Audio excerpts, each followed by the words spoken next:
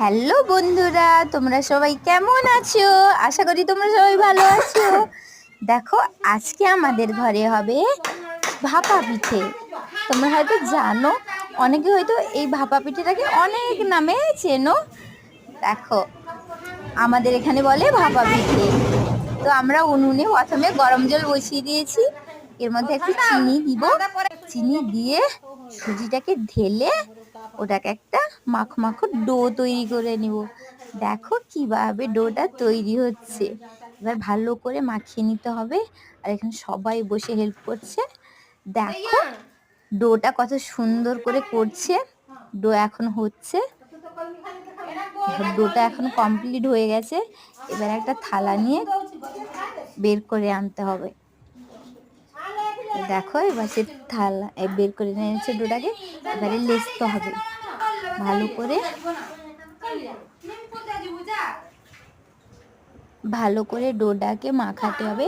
একটু হাতে তেল নিয়ে নিবে তোমরা, আমি দেখাতে পারিনি ভিডিওতে। দিয়ে একটা ছোট ছোট লেচি করে এরকম পাতলা পাতলা করে ওর ভিতরে আমরা দিয়ে দিব পুর।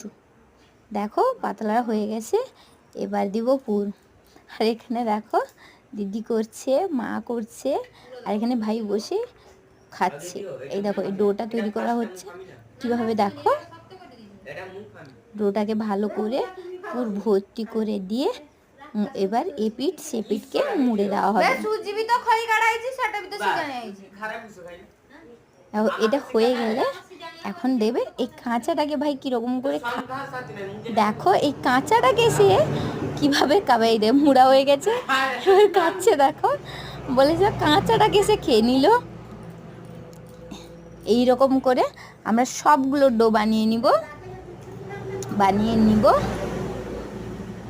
দেখো তোমরা, খুব ভালো লাগবে। তোমাদেরও ঘরে হয়, শীতের দিনে এগুলো বেশি হয়, কিন্তু আমরা এখানে আত্মীয়রা এসে জন্য সবাই মিলে মিশে করছি পিঠে।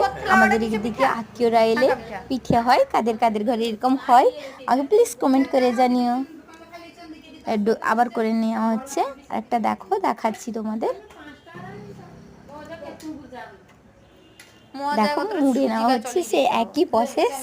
মুড়ে নেওয়া হলো, ভালো করে চিপকে দিয়ে একটা ভালো করে সুন্দর করে একটা ডিজাইন তুলে দেওয়া হবে।